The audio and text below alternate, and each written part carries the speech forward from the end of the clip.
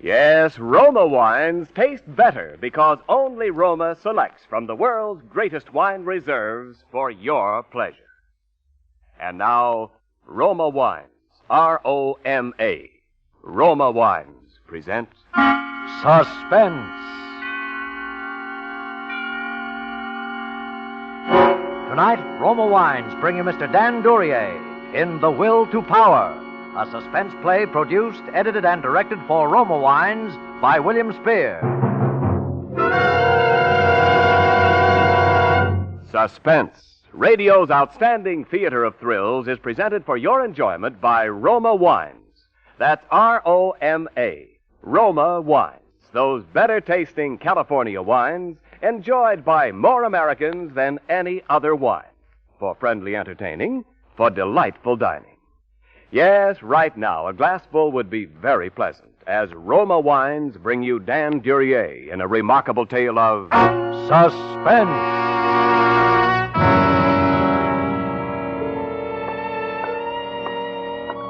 I walked over to the safe and began to dial the numbers. Before I snapped it open, I turned round to look at him.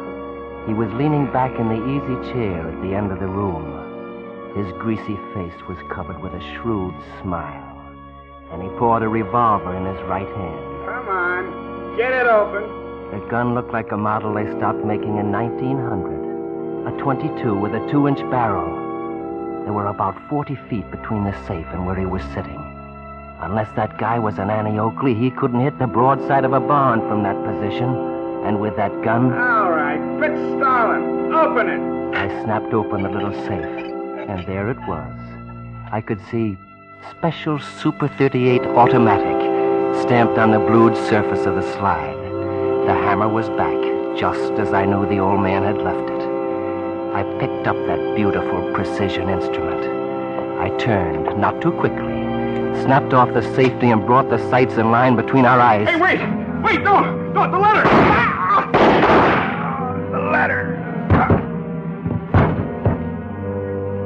He lay there on the floor. I looked at him, and I had that strange feeling that I'd overlooked something. Something important.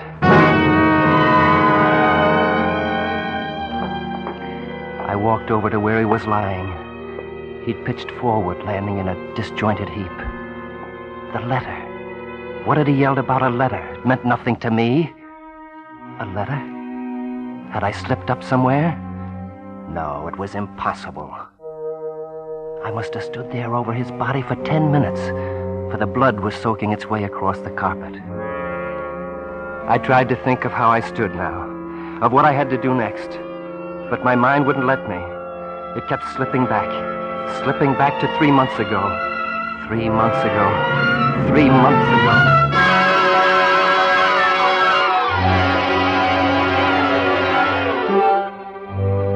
Old man Donovan was in a pretty bad mood that night. He and his wife, Roseanne, were scrapping. They stopped as I came into the living room. That's final. Oh, Charles, come in. Hello, Charles. Hello, Mrs. Donovan. I finished going over these papers, Mr. Donovan. Good.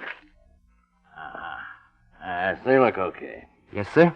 Have you seen Mrs. Donovan's bank statements around anywhere? No, I haven't run across them. Oh, she's been overdrawing again. We've got to get this straightened out once and for all. I tell you, I haven't been overdrawing. How many times do I have to tell you? Don't argue with me. Charles, will you see if you can find them somewhere? I don't know where they are. Well, of course you don't know where they are. Look for them. What do I have a private secretary for? Yes, sir. Yes, sir. I'm going to bed now. I want those statements in the morning, do you understand? Well, good night, Roseanne. Good night, John. Charlie, Come here. I can't stand it any longer. I can't live in the same house with him and see you around every day. Now, is that a nice way to talk about your ever-loving husband? Tell you, I just can't stand it anymore. Yeah, this is no good. He's going to talk down to me once too often. I've got to get out of here before that happens. That's what I've been telling you. Charlie, let's run away. Take a plane to South America tomorrow. We could be together from then on. Let's do that, Charlie. I have a little money, and I have my jewels and the furs. We could get along. Let's do it. Let's call for tickets now. Run away? Look, Charlie, isn't our happiness together the most important thing?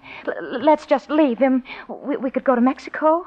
He loves his bank books and bank statements and stocks and bonds more than me anyway. Can't we do it that way? Can't we? No, baby. We can't. Well, what are we going to do? I can't go on with him. What can we do? Charlie. Yeah, baby. That's it. You're reading my mind. Oh, Charlie, that's... That's the only way. Is that what you want to say? I don't know. I don't know. But I know, baby. You haven't got a thing to worry about. You look beautiful in black.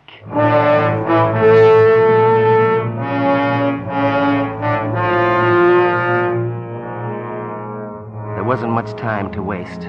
I couldn't take any chances on him catching on. If we were going to do it my way, we'd have to do it soon. I began to make plans.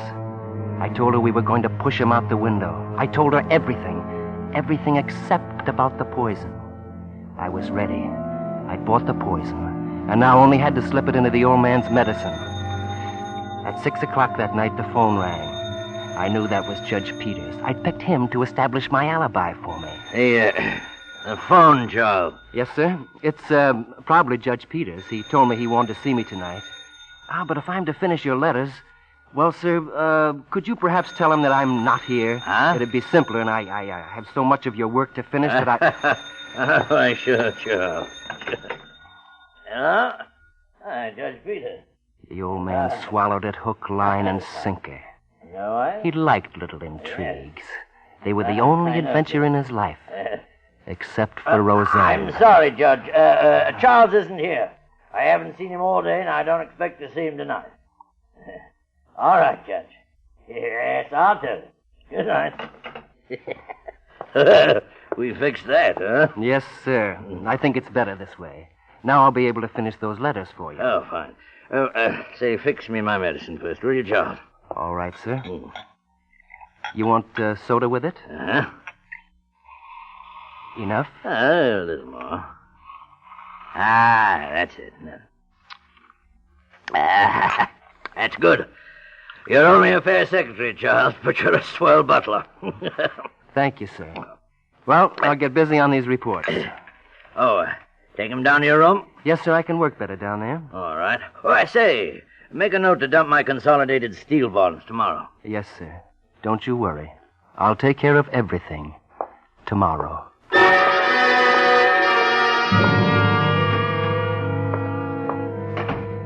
As I walked out the door, I saw him take a sip out of his glass. The next couple of hours, I'd have a lot of work to do. I walked down the stairs instead of taking the elevator. No one had seen me enter, and no one was going to see me leave. My whole plan hinged on leaving without being noticed. I went out the side door. She was waiting for me outside just as we'd arranged. It was exactly 15 minutes after 6. So far, my timing was perfect. I took her through the hotel lobby, over to the elevator. Will you be all right? I'll be all right. Oh, boy. Yeah? Will you see that Mrs. Donovan gets off at her floor all right? She's not feeling too well. Yes, sir. Thanks. Oh, say, do you happen to have the time? My watch must have stopped. Let's see. It's 20 after 6. Thanks. Thanks a lot. I'll be up in about an hour, Mrs. Donovan. Going up.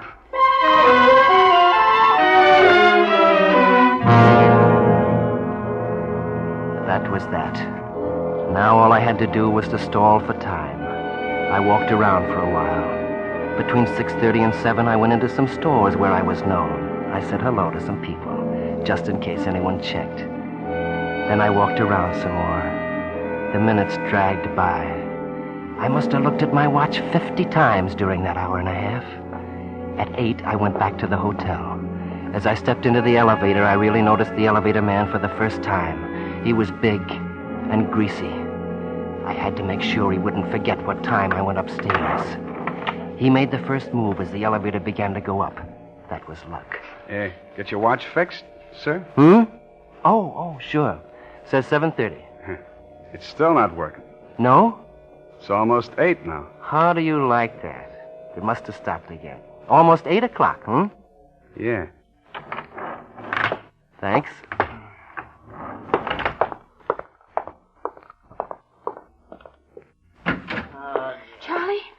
Charlie, where have you been? There's something wrong with John. He keeps moaning and holding his stomach. He wants me to call a doctor. Stall him for a minute. What can be wrong with him? Search me, baby. Charles, I'm so glad you came. Help me to my bed, Charles. Call a doctor for me, will you? Relax, old man. I'll get him in a minute. Are you going to do it now? Do you think we better do it now, Charlie? Charles, for the love of heaven, get a doctor. Don't just let me die here. Roseanne, please get a doctor. Charlie, I can't. I'm so sick. I'm going to lose my nerve. Help me get him over to the window. No, Charles, what are you going to do? No, Charles. No. That's it, Roseanne. Up on the sill. Charles, no. Now, push. Push.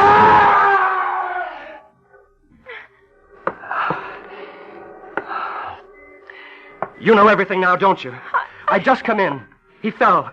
We were on the other side of the room. There was nothing wrong with him before the accident. Get it? Get it? Yes.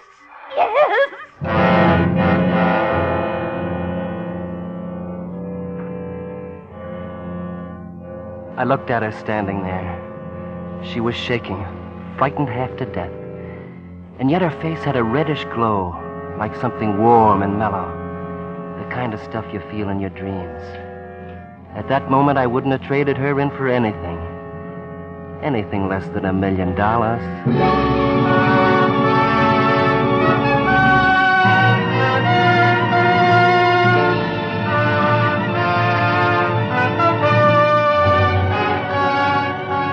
For suspense, Roma Wines are bringing you Dan Duryea in The Will to Power.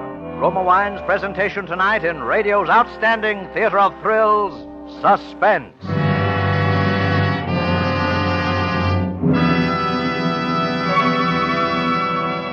Between the acts of Suspense, this is Ken Niles for Roma Wines. A friend, famed for her enjoyable little dinners, recently told me her secret of gracious hospitality. Because she's usually busy in the kitchen after guests arrive, her husband keeps their friends pleasantly entertained until dinner time by serving Roma, California sherry. Yes, she's a smart hostess. For better-tasting Roma sherry is the favorite of millions as the perfect first call for dinner and for entertaining any time. For Roma sherry, like all Roma wines, begins with choicest grapes. Then Roma vintner skill and America's finest winemaking resources guide this luscious grape treasure unhurriedly to tempting taste perfection. Later, at peak taste richness, Roma selects from the world's greatest wine reserves for your pleasure. So share with your guests the better taste of Roma, California wines. Roma sherry, port, muscatel, or Tokay. Insist on Roma, R-O-M-A. Roma Wines, by America's greatest vintner. And now, Roma Wines bring back to our Hollywood soundstage Dan Duryea in The Will to Power, a tale well calculated to keep you in suspense.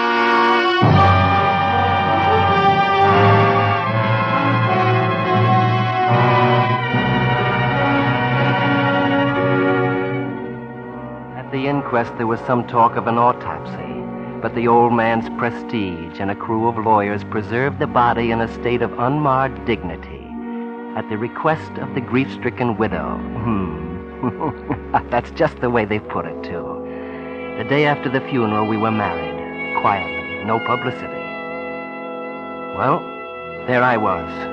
I had all the old man's dough, and I had her. I don't know what it was that made me go on. Maybe it was the reading of the will that made me go through with my original plans. $1 million? Well, now we know better. In one safety deposit box alone, there was over $400,000 in cash. And then there were the estates. Compared to that kind of money and what it meant to me, she was just another dame.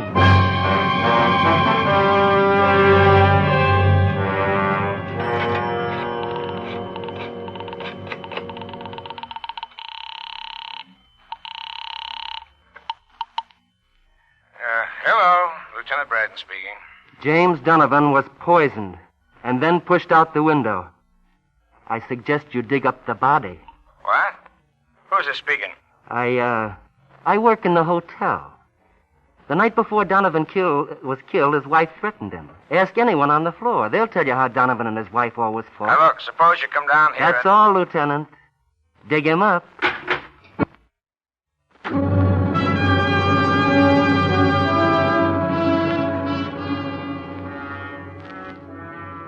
The second part was in the works, and now all I had to do was to sit back and wait.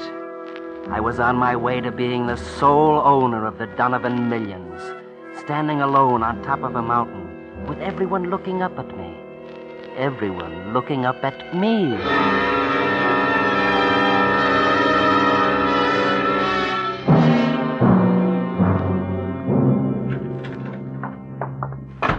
What's the idea dragging us down here, Lieutenant? Treating us like a pair of common criminals? What is it you want of us, You'll Lieutenant? get the idea in just a minute now. Just don't get excited. Not get excited? Why, of all It's mighty strange the guy falls out of a window with two people in the room. What do you mean, strange? We were on the other side of the room. Accidents will happen. Sure, I know. I was at the inquest, too.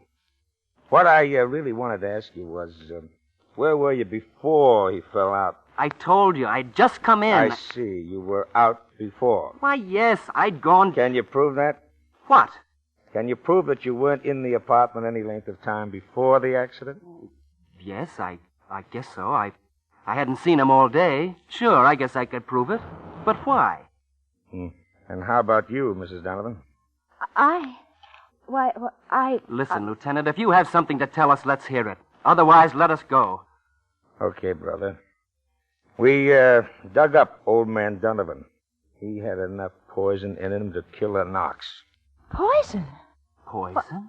Why, that's impossible. He couldn't have been poisoned. Mrs. Donovan was up there with him all the time. Oh, she was? Of course. He couldn't have been poisoned. I see. Can we go now? Yeah, sure, you can go. Mrs. Donovan will have to wait, though. We're booking her for murder. It was perfect. They indicted her for second-degree murder. That was a smart move on the part of the DA, because he couldn't conclusively prove whether the fall or the poison killed him. And then she swore to high heaven that she didn't see him drink anything while she was there. The lawyer who was trying to prove suicide almost broke a blood vessel. The best part came when the prosecution tried to get me to testify for them. I showed them our marriage license then. It convinced her that I was trying to protect her. But it gave the DA all the motive he needed. The jury finds the defendant guilty of murder in the second degree.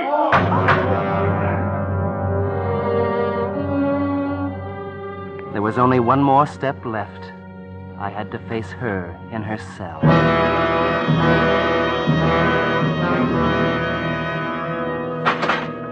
You got 5 minutes, mister. Darling, Charlie. Oh, Charlie, I've been waiting for you to come. I'm still in a daze, Roseanne. How did it all happen? The trial, the conviction. It all went so fast. Oh, I don't know how it happened, but maybe it's better this way. At least part of what we did has been paid for. When I get out, we'll be able to live a free life together. But 10 years? No, darling. I'm going to tell them. No. I'm going to confess everything. I'll do that rather than see you wasting away in prison. No. No, you're not. You'll just be trading places with me. It'll be punishment enough if we're deprived of each other's love. No, Charlie, this is the only way it can be. And 10 years isn't so long. And I know you'll always be mine, no matter where I am. Yes, darling. No matter where you are, I'll always be yours.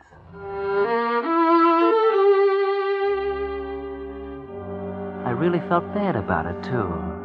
But you've got to compromise in life. I traded in a thing I wanted for something I wanted more. Money and power.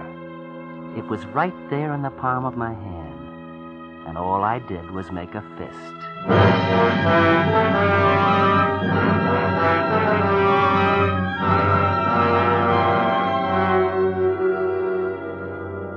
headed up to one of the old man's hideouts in the White Mountains then to let things cool off.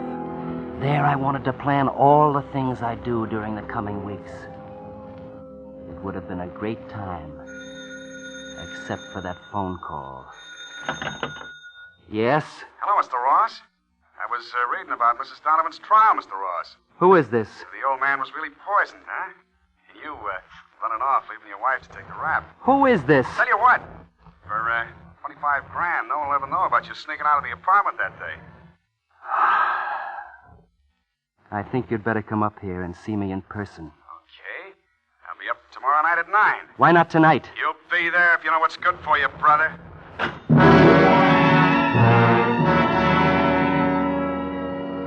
Blackmail. I knew what to do, and paying him wasn't the answer. Once I began to pay, he'd then have the power that belonged to me. He'd pull the strings. This man, whoever he was, could degrade me and humiliate me more than I'd ever been degraded while serving the old man. I heard the car drive up at a little after 9. I'd left the front door open and sat in the living room, waiting for him. He walked in. Hello, Mr. Ross. It was the elevator man. Well, Mr. Ross. Got a pretty classy setup here. My. Poor Mr. Donovan. Sure is a shame when a guy has to leave all that money behind. Get to the point or get out. Brother, from now on, you're going to treat me with respect. What I know can send you straight to the chair. Keep talking. I saw you sneak out of Donovan's apartment a couple of hours before he died. I saw you pull your act in the lobby so the dame would be alone with the old man. It's pretty clear the way you framed her at the trial. But you didn't fool me for a minute. What's the count? Well, I figure you're working the babe for plenty, so, seeing the paper said that Donovan left a flock of millions, $25,000 will do for a start. You know I haven't got that kind of money here. How much have you got? Well, I guess there ought to be $1,700 in the wall safe. But look here, if Get it! And what do I get in return? I'll keep quiet for a while. For a while. That's it. Seeing I'm such a valuable guy, I figure you ought to put me on a payroll. Make me sort of a private secretary like you was to old man Donovan. I think I understand. Yeah, you bet you understand. Now get the dough. And fast. Yes, I see now. I think I see the whole picture. I walked over to the safe and began to dial the numbers. Before I snapped it open, I turned round to look at him. He was leaning back in the easy chair at the end of the room. His greasy face was covered with a shrewd smile, and he was pawing that silly little revolver in his right hand. It looked like a 1900 Ivor Johnson .22 caliber with a 2-inch barrel. I took that, and the fact that there were about 40 feet between us in at a glance. Unless that guy was an Annie Oakley, he couldn't hit the broadside of a barn from that position. And with that gun... All right. Fritz Starlin, open it! I snapped open the little safe, and there it was. I could see Colt Super 38 Automatic stamped on the blued surface of the slide. The hammer was back, just as I knew the old man had left it. I snapped off the safety and brought the sights in line between our eyes. Hey, wait! Don't! The ladder! The ladder! He lay there on the floor. I looked down at him, and I had this strange feeling that I'd overlooked something.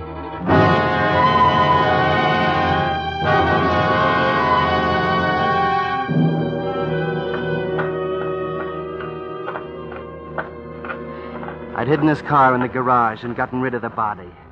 In the cellar under 2 feet of dirt. Maybe I should have left him alone. I could have pleaded self-defense. But no. After Donovan, another trial might not have turned out so well. Now I had to get away. I was really in the clear. Nobody'd ever look under those boards in the cellar. Nobody'd ever dare to snoop around Donovan's place. My place. Not unless they suspect something. And why should anyone suspect anything? Not in my house. My house. In a minute, I'd be off this dirt road and on the highway to New York. Yes, that's it. Back to New York. Then out of the country.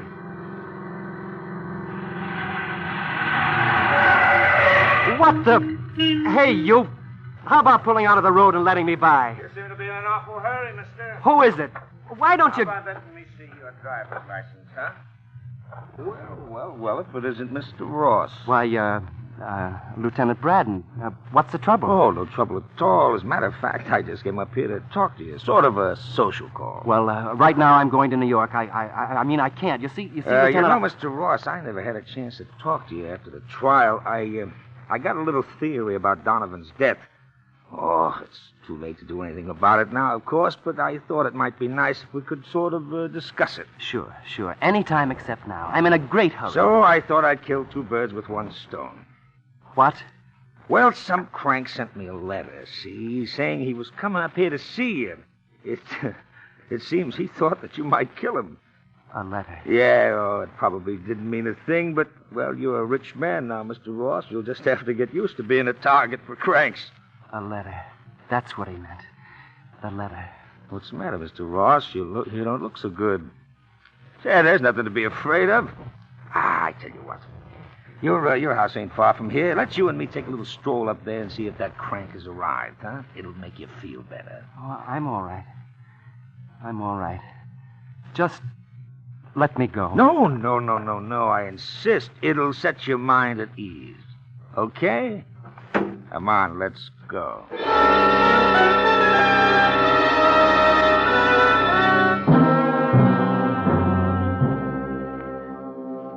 The cop didn't have any trouble finding him at all.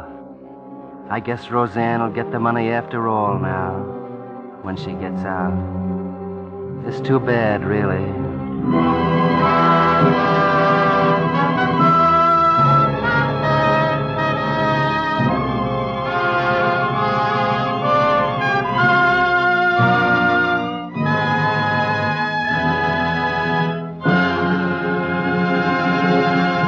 Suspense.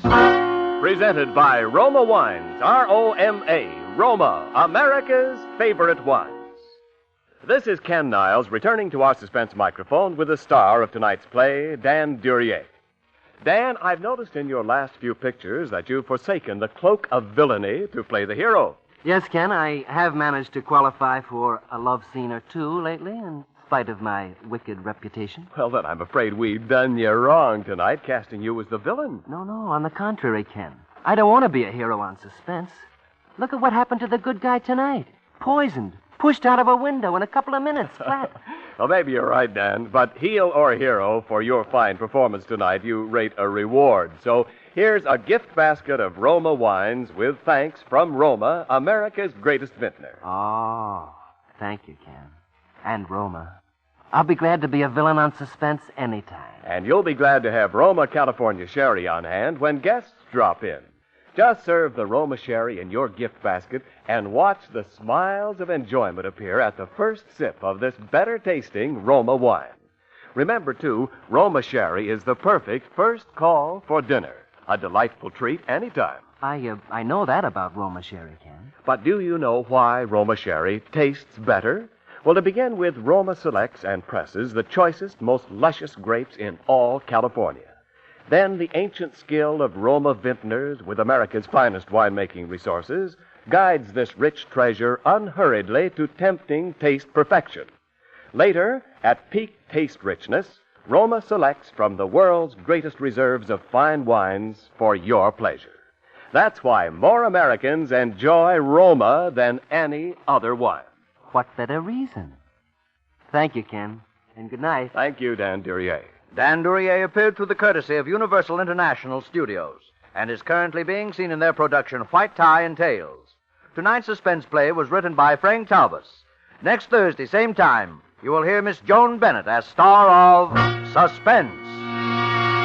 Produced and directed by William Spear for the Roma Wine Company of Fresno, California. This is CBS, the Columbia Broadcasting System.